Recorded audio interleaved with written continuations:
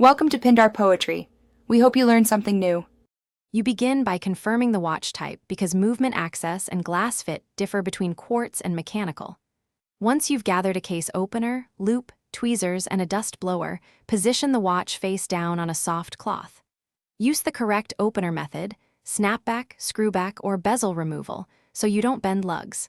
As you lift the case, make sure to note gasket placement and orientation. This prevents sealing issues later and helps you avoid contaminants entering the movement.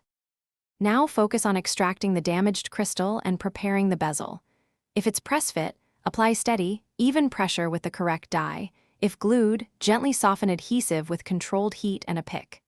Clean the seating surface with a lint-free cloth and blower. Debris causes leaks and misalignment. Once cleaned, test fit the replacement glass to confirm alignment and thickness. Make sure the gasket sits flat and the crystal edges clear the hands. These checks ensure water resistance and prevent contact with the movement. To finish, secure the crystal using the specified press or adhesive technique and reassemble the watch, following the reverse order of disassembly. Once closed, wind or power the movement and observe hand clearance to ensure no rubbing occurs. Then set the time and monitor accuracy for a few minutes. If the watch is rated water resistant, perform a pressure test or at least a simple water exposure check.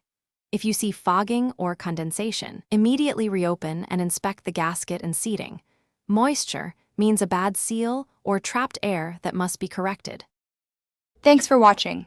Consider subscribing if we helped you.